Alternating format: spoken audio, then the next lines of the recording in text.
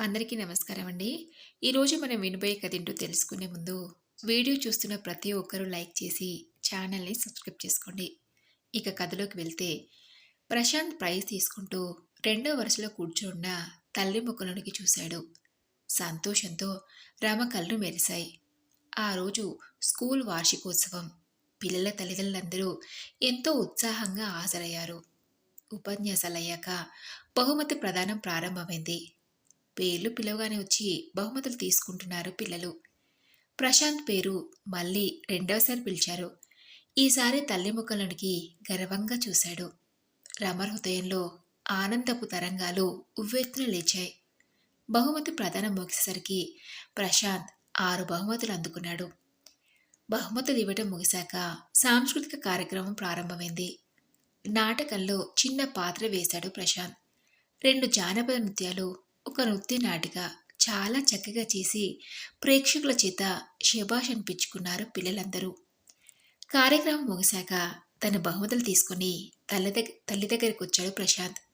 ఇద్దరూ స్కూల్ ఆవరణ దాటి రోడ్డు మీదకొచ్చి ఆటో తీసుకుని ఇంటికి బయలుదేరారు. ఇంటికి రాగానే సుమన, సుజన చిరునవ్వుతో ఎదురొచ్చారు. తన ప్రైజులు చూపించాడు ప్రశాంత్. ఇద్దరు ఎంతో సంతోషించి తమ్ముణ్ణి అభినందించారు. అన్నీ జాగ్రత్తగా దాచి నాన్న, నానమ్మ వాళ్ళొచ్చాక చూపిద్దు కానీ అంది రమ ప్రశాంత్తో. తన ప్రైజులు తీసుకుని లోపలికి వెళ్ళాడు ప్రశాంత్.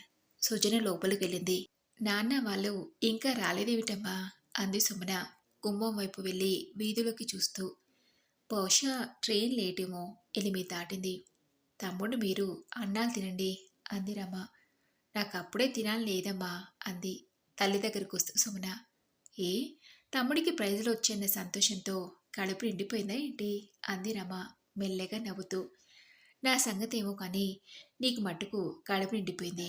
ఇక 2 రోజులు అన్నం తినవు కాబోలు కదమ్మా అంది ఆప్యాయంగా తల్లి ముఖంలోకి చూస్తూ. సర్లే, నువ్వు తినకుంటే తర్వాత తిందు కానీ వాళ్ళిద్దరికి పెట్టు, ఓ 10 నిమిషాలు నన్ను ఇలా కూర్చునివ్వు అంది. తల్లి మనసును అర్థం చేసుకున్న సుమన ఇంకేమీ అనక లోపలికి వెళ్ళిపోయింది. రమ ముఖంలో అలసట కొద్దిగా కనిపిస్తూ ఉన్నా ఆమె హృదయంలో పొంగిపొర్లే సంతోషం, సంతృప్తి ఆ అలసటని పక్కకి నెట్టేశాయి.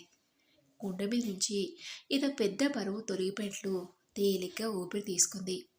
అనుకున్నది సాధించగలన్న సంతృప్తి ఆమె కలలో కదిలింది. ఈ సమాజము, తన బంధువులు ఇప్పుడు ఏమంటారో ఆ ప్రశ్న మనసులో కలగగానే సన్నని చిరునవ్వు తన పెదవులపై కదిలింది. మనసు గతంలోకి చూసింది. 10 సంవత్సరాల కిందటి మాట. ఆ రోజు జీవితంలో తను ఓ పెద్ద నిర్ణయాన్ని తీసుకున్న రోజు. అందరి నుంచి తనకు వ్యతిరేకత లభించింది.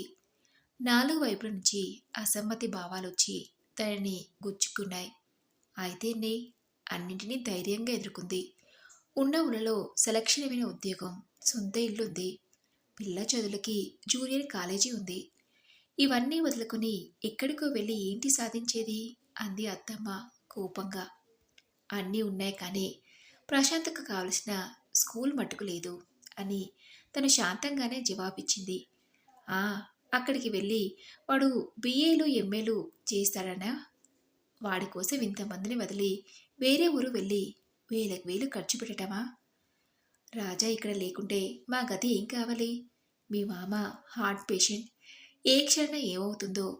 ఈసారి ఆందోళన, భయం ఆమె ముఖంలో స్పష్టంగా కనిపించింది. ఎక్కడికి వెళ్తున్నావత్తమ్మా? దేశం వదిలిపెట్టి వెళ్ళిపోతున్నావా ఏంటి? విశాఖపట్నం ఇక్కడికి ఎంత దూరం? 10 గంటల ప్రయాణం. అవసరం వచ్చి కబురు చేస్తే రెక్కలు కట్టుకుని వాళ్ళం. పైగా ఇక్కడ మీరు ఒంటరి వాళ్ళు ఎలా అవుతారు? పక్కనే చిన్నమ్మమ్మ వాళ్ళు ఉన్నారు. ఊరు నిండా బంధువులు ఉన్నారు. తనను తను నిగ్రహించుకొని చిరునవ్వు నవ్వుతుంది. జవాబులు చెప్పడం బాగా నేర్చావు. అసలు మొదటి నుంచి మాతో ఉండటం నీకు ఇష్టమే లేదు. ఇప్పుడు ఇదో కుంటి సాగు దొరికింది. వేరు కాపురానికి తయారయ్యావు అంది కచ్చాగా. ప్రశాంత్ భవిష్యత్తు కుంటి సాక? దయచేసి అలా అనకత్తయ్య బాధగా అంది. ఇంకెలా అనమంటావు? ఇందరి మాట కాదని బయలుదేరుతున్నావు. ఇదేం మంచిది కాదు. ఇప్పటికే నీ మనసు మార్చుకో కఠిన స్వరంతో అంది. అదెలా వీలవుతుంది? రేపే విశాఖపట్నానికి ప్రయాణం. మీరు ఎన్నన్నా చెప్పండి, నా నిర్ణయం మారదు. నా బాబు కోసం ఏమాత్రం నేను చేయకుంటే రేపు పెద్దయ్యాక నన్ను క్షమించడు. అంతేకాదు నన్ను నేను కూడా క్షమించుకోలేను వ్యధాభరిత కంఠంతో అంది. వేరే ఊళ్ళో కాపురం అంటే మాటలా? రాజాకి అక్కడ ఉద్యోగం దొరికినా ఎంత వస్తుంది?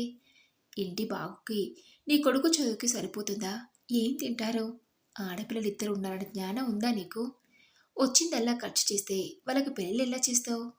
అది ఇప్పటి మాట. ఆడపిల్లకి పెళ్లి చేయాలని ప్రశాంత్ భవిష్యత్తును నాశనం చేయమంటారా?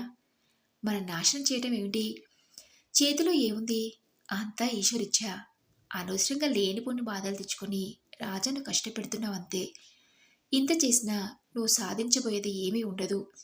అక్కడే కూర్చుని ఏదో పుస్తకం చూస్తూ తమ సంభాషణ వింటున్న మావయ్య కల్పించుకుని అన్నాడు మధ్యలో. అలా అనకండి. మీరంతా నాకు ప్రోత్సాహం ఇవ్వాలి కానీ ఇలా నిరుత్సాహపరచడం ఏమీ బాలేదు. మనం చేయగలిగింది మనం చేయాలి. ఆ పైన భగవంతుందయ్య బరువుగా నిట్టూర్చింది. పెద్దవాళ్ళం కనుక చెప్తున్నాను. వినను అంటే ఏం చేయగలం? ఎవరో ఏదో చెప్తే దానికి విలువ. ఎవరో ఏదో చెప్తే దానికి విలువిస్తున్నావు కాస్త కోపంగానే అన్నాడు. అలా అంటే ఏం చెప్పను? ప్రశాంత్ని సరైన స్కూల్లో వేస్తే బాగా చదువుకుంటాడని నా ఆశ. వాడు ఎంత తెలివిగలవాడో మీకు తెలీదా? సుజన సుమల కన్నా తెలివైనవాడు. ఆ తెలివికి నువ్వే మురిసిపోవాలి విసురుగా అంది అత్తమ్మ. దాంతో తన మనసు ముక్కలేంది. కన్నుల్లో చివ్వున నీరు తిరిగింది. అతి కష్టం మీద తనను తాను సంభాళించుకుని అక్కడి నుంచి లేచి వెళ్ళిపోయింది. తమ ప్రయాణం సంగతి తెలుసుకుని ఆడబిడ్డ శాంత పక్కో నుంచి వచ్చింది. ఆవిడ అదే పాట పాడింది.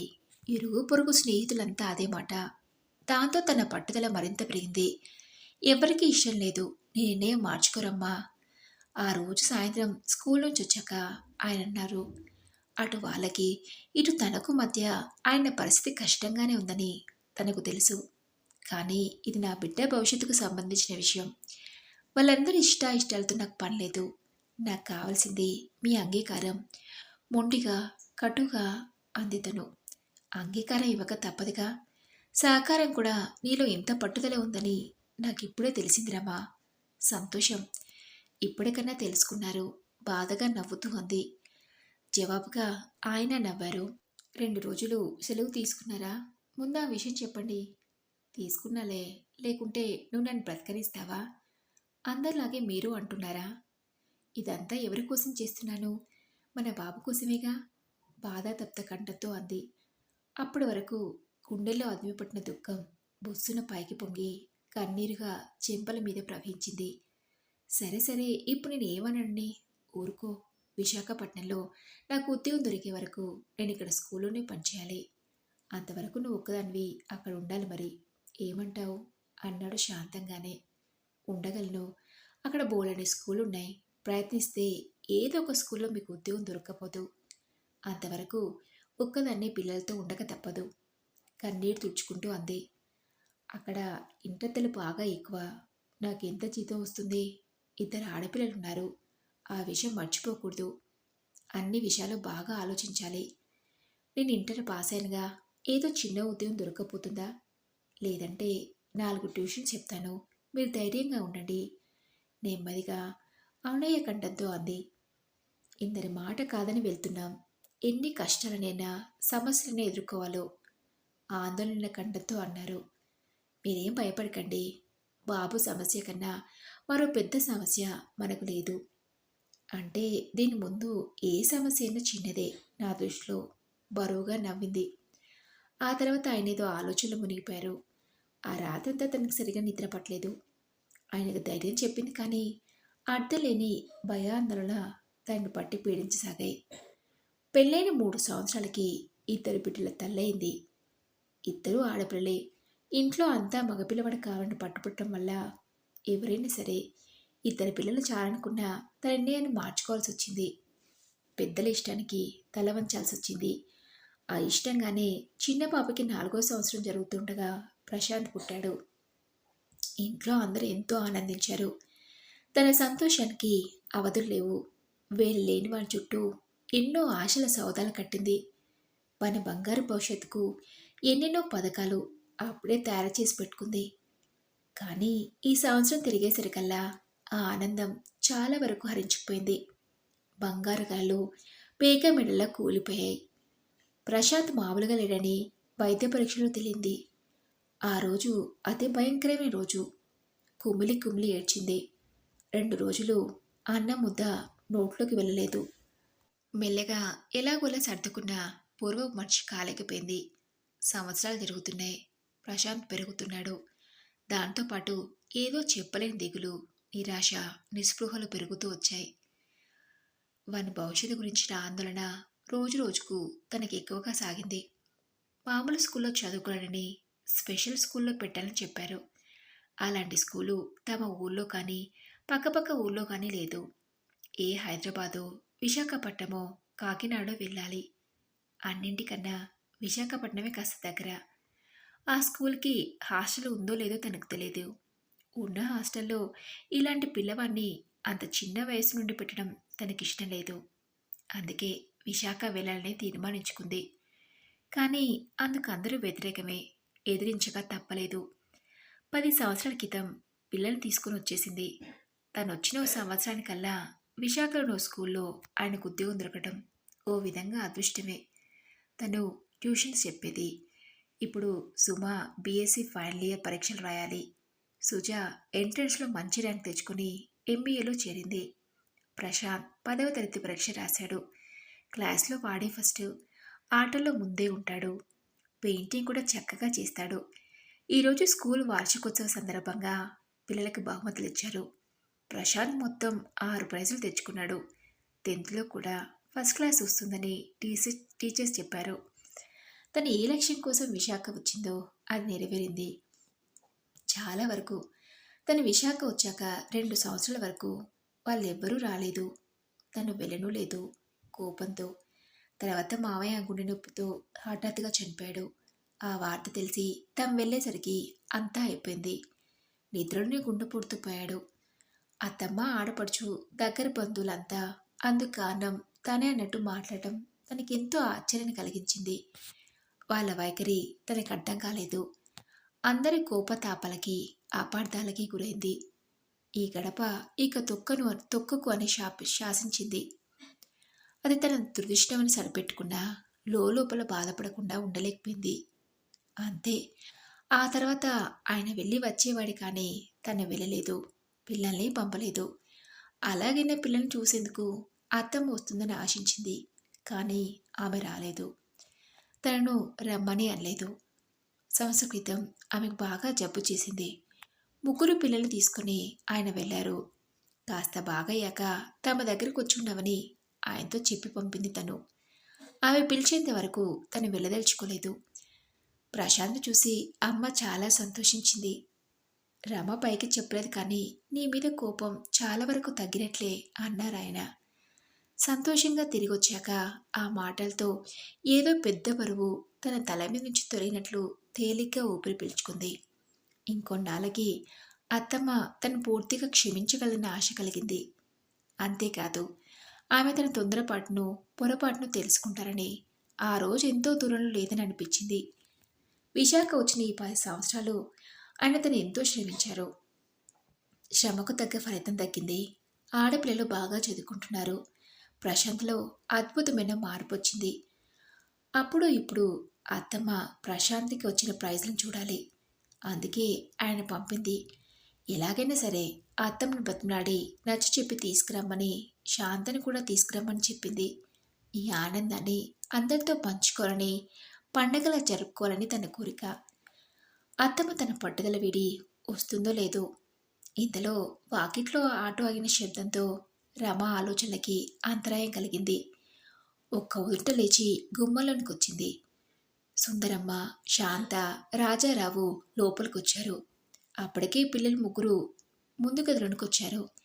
సుందరమ్మ రాగానే ప్రశాంత్ని దగ్గర తీసుకుని సంతోషంగా, సంతృప్తిగా వాని వైపు చూస్తూ ఉండిపోయింది. ప్రశాంత్ కూడా నవ్వుతూ ప్రేమగా నానమ్మ ముఖంలోకి చూశాడు. సుజా, ప్రశాంత్కి వచ్చిన ప్రైజ్లన్నీ పట్టుకొని వచ్చి నాన్నమ్మకి చూపించు. ప్రశాంత్ ఎన్ని ప్రైజులు గెలుచుకున్నాడో అంది. సుందరమ్మ, శాంత ఆ ప్రైజుల వైపు ప్రశాంత్ వైపు మార్చి మార్చి చూడసాగారు. మా తండ్రి, మా నాయనే, ఇంత వాడవయ్యావురా బాబు. నిన్ను దేవుడు చల్లగా చూడాలనాయనా. మన ఊళ్ళోనే ఉంటే దేనికి పనికి రాకుండా పోయేవాడివి. రమ రాజా అన్ని విషయాలు చెప్పాడు. తెలుసో తెలియకో మూర్ఖంగా ఏదో అన్నాను. అర్ధలేని పట్టుదలతో నీ మనసుని కష్టపెట్టాను. ఏమీ అనుకోకు. అవన్నీ మర్చిపోమ్మా అంది కలలో నీళ్లు తిరుగుతుండగా. ఎందుకు పనికిరాడనుకున్న ఆ చెవిటి మూగ ఎంత మారిపోయాడు, ఎంత ఎదిగాడు అని మనసులో అనుకుంటూ, వదినా, నువ్వు చేసిన పని ఎంతో మంచిదని ఇప్పుడు అర్థమైంది. మొదట తెలియక ఏదో అన్నాం. అసలు ఇలాంటి స్కూల్స్ ఉంటాయని, సరైన శిక్షణ ఇస్తే మామూలు పిల్లల వీళ్ళు చదువుకోగలని మాకు తెలిసి ఏడిస్తేగా. నీ పట్టుదల, ధైర్యం మెచ్చుకోదగ్గవి అంది శాంత ప్రశాంత్ రమల వైపు మెచ్చుకున్నట్టుగా చూస్తూ. ఈ రోజు కన్నా మీరు ఈ విషయం తెలుసుకున్నారు అని అనుకుంటూ మీరు వచ్చినందుకు, నేను చేసిన పని మంచిదని ఈ రోజు కన్నా చెప్పినందుకు సంతోషం. ఇలాంటి క్షణం కోసమే నేను ఇన్ని రోజులుగా ఎదురు చూస్తున్నాను. దేవుడు నా ప్రార్థన విన్నాడు. కన్నులో నీరు నిండగా గతగత కంఠంతో అంది రమ. ఇదిగో, ఈ పెన్ను నీకే, బావుందా అంది శాంత బ్యాగ్లో నుంచి పెన్ను తీసి ప్రశాంత్కిస్తూ. చాలా బాగుంది. హియరింగ్ ఎయిడ్ సరి చేసుకుంటూ సైగలతో చెప్పాడు. తర్వాత అందరి వైపు చూసి ఉత్తుగా నవ్వాడు. ఆ నవ్వు నవ్వు వెన్నెల్ల అందరికీ ఎంతో హాయిని కలిగించింది. మరి ఇదండి రోజు కథ. ఈ కథపై మీ విలువైన అభిప్రాయాన్ని నాతో కామెంట్ బాక్స్లో షేర్ చేసుకోండి. అలాగే ఈ కథ మీకు నచ్చితే తప్పకుండా ఒక లైక్ చేసి మీ ఫ్రెండ్స్కి, ఫ్యామిలీ మెంబర్స్కి షేర్ చేయండి. మరెన్నో ఇలాంటి మంచి మంచి కథలు అనుకుంటే ఛానల్ వెంటనే సబ్స్క్రైబ్ చేసుకోండి. మరొక మంచి కథతో మళ్ళీ మీ ముందుంటాను.